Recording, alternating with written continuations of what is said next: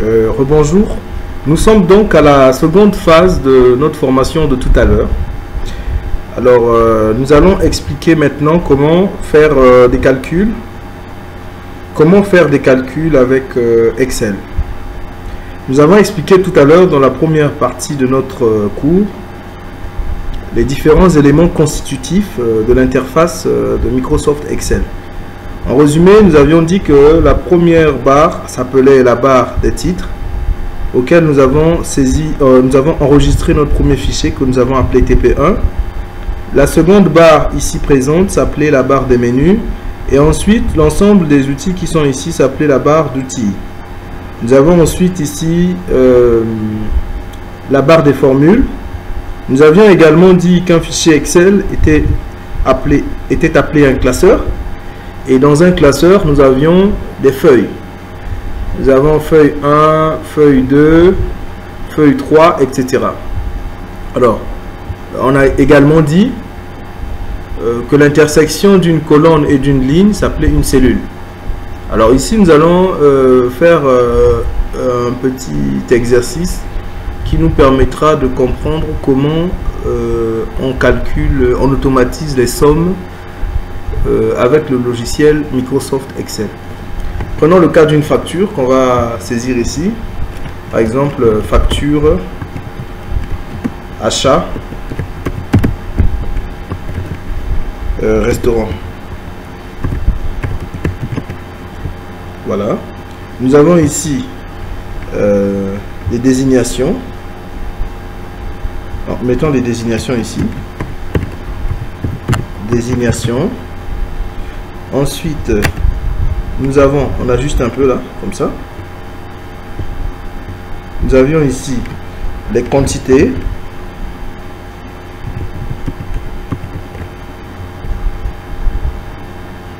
Nous avions les prix unitaires qu'on peut abréger PU. Et ensuite, nous avons les prix totaux qu'on peut appeler PT. Alors, on essaie d'ajuster un peu. Voilà. Alors, nous avons en face de nous un spécimen, un exercice type, si vous voulez, qui va nous aider à comprendre le fonctionnement des cellules, le fonctionnement qui permet d'automatiser des calculs en faisant par exemple des calculs automatiques des sommes. Nous mettons ici par exemple désignation. Nous allons imaginer une désignation. Je prends un exemple, par exemple, tomates. Admettons qu'on achète des tomates. On achète 10 kg de tomates. Le prix unitaire du kilo est par exemple à 500. Ok. Nous avons ensuite, on achète ensuite un casier. Excusez-moi. Un casier de Gala. Gala, c'est une bière tchadienne. Et le casier, on achète par exemple, bon, c'est pas un casier, on achète par exemple 10 casiers. Le prix unitaire du casier est à 5800 par exemple. Ok. On continue. Les différents denrées dont on a besoin. On a besoin par exemple de la viande. Nous achetons par exemple 20 kg de viande. 20 kg de viande. Et le kilo de viande est à 1000 francs. On achète ensuite, du poulet. 1 kg de, on achète 5 kg de poulet. Le kilo de poulet est à 2500. On achète du poisson par exemple, du poisson frais. On achète 7 kg de poisson. Le kilo de poisson est à 1500 par exemple. Voilà. Alors, nous avons ici les quantités dans cette colonne. Ici, nous avons les prix unitaires. Pour pouvoir calculer, automatiser le calcul du prix total, nous allons devoir faire la quantité multiplié par le prix unitaire, c'est bien cela qui devrait nous donner le prix total sur cette ligne, dans cette cellule. Alors, comment dire à Excel de pouvoir automatiser ce calcul? La première des choses, il faut se positionner sur la cellule qui devrait recevoir le résultat. Et ensuite, en se positionnant sur la barre des formules, on met le mot-clé égal, ce qui veut dire que la cellule G6 va recevoir le contenu de la cellule E6 multiplié par le contenu de la cellule F6. Et dès que nous allons appuyer sur la touche entrée à partir de notre clavier, il calcule automatiquement le résultat qui est ici 5000. Mais vous voyez bien que lorsque nous cliquons sur la cellule G6, dans la barre de formule apparaît la formule que nous avons utilisée pour expliquer à Excel comment calculer le résultat qui devrait apparaître ici, c'est-à-dire le prix total, qui n'est autre que la quantité multipliée par le prix unitaire. Nous pouvons faire la même chose pour la ligne suivante. Casier de gala.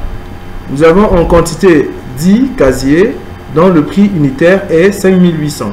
Alors, on va faire la même chose. On va mettre le mot-clé égal dans la barre des formules. La référence de la cellule qui contient la quantité multipliée par la référence de la cellule qui contient le prix unitaire, c'est-à-dire la cellule F7. Et dès que nous appuyons sur Entrée, il nous affiche le résultat. Alors, nous allons normalement faire la même chose pour toutes les cellules qui vont suivre.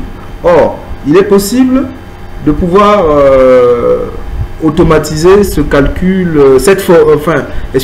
automatiser l'application de cette cellule sur toute cette colonne en utilisant une fonction d'Excel qu'on appelle l'intelligence des cellules. Alors, comment le faire? Il nous suffit de sélectionner la cellule qui contient la formule que nous voulions repliquer. Et ensuite, on se met au coin inférieur droit de la cellule. On maintient le bouton de la souris enfoncé et nous faisons glisser. Vous constaterez que Excel va automatiquement faire varier les références des lignes en se maintenant sur la même colonne et en gardant la même formule. Donc automatiquement Excel va repliquer la formule. Ici nous avons G8 qui reçoit G8 ici, la cellule G8 qui reçoit E8 multiplié par F8. Ici nous avons la cellule G9 qui va recevoir E9 multiplié par F9. Nous avons ici la cellule G10 qui va recevoir E10 multiplié par, E10 oui, multiplié par F10. Et donc automatiquement Excel a calculé pour nous tous les résultats en ligne. Maintenant, qu'en est-il du total général? Le total général est très simple. Il suffit que nous mettons ici total.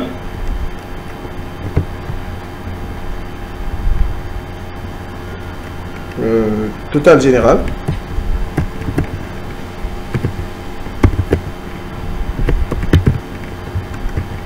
Alors, en principe, le total général est la somme de G6 plus G7 plus G8 plus G9 plus G10.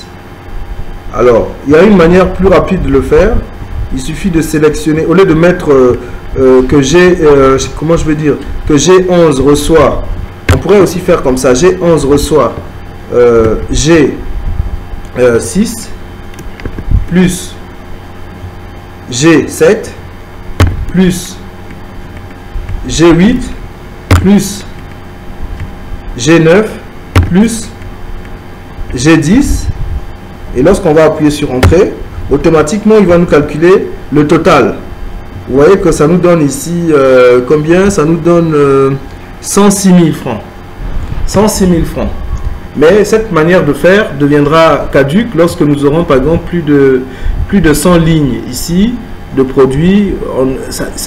Reconnaissez quand même que ça serait assez fastidieux de pouvoir mettre 100 fois les références des cellules pour obtenir un résultat. Alors dans Excel, il existe une façon de le faire plus facilement. on peut sélectionner simplement la plage des cellules auxquelles nous voulons faire la somme.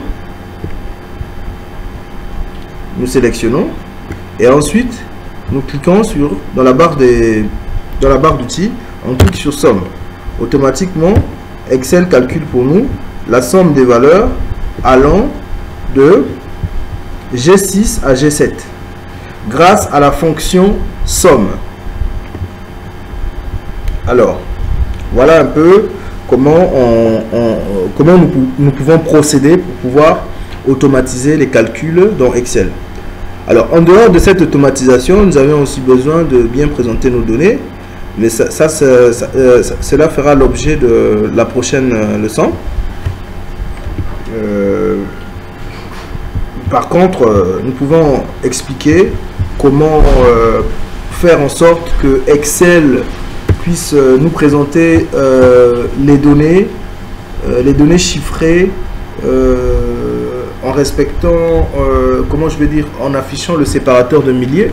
Cela facilite la lecture. Vous voyez par exemple ici, quand on a un résultat comme 106 000, alors avec la fatigue, quelquefois il peut arriver qu'on a des difficultés à lire, surtout quand c'est des grands chiffres. On peut ajouter un 0 à la lecture alors qu'il n'y a pas de 0. Alors il y a une fonction d'Excel qui permet d'automatiser l'affichage des milliers pour faciliter la lecture. Alors comment on procède pour cela? On sélectionne la cellule dont on veut voir apparaître le séparateur de milliers. On ouvre un menu contextuel en cliquant sur le bouton le bouton droit de la souris, et ensuite on prend l'option format de cellule. Une fois dans l'option format de cellule, on clique sur nombre et on clique ensuite sur utiliser le séparateur de milliers. Vous voyez dans l'exemple ici, lorsqu'on ne clique pas, 5000 apparaît de cette façon.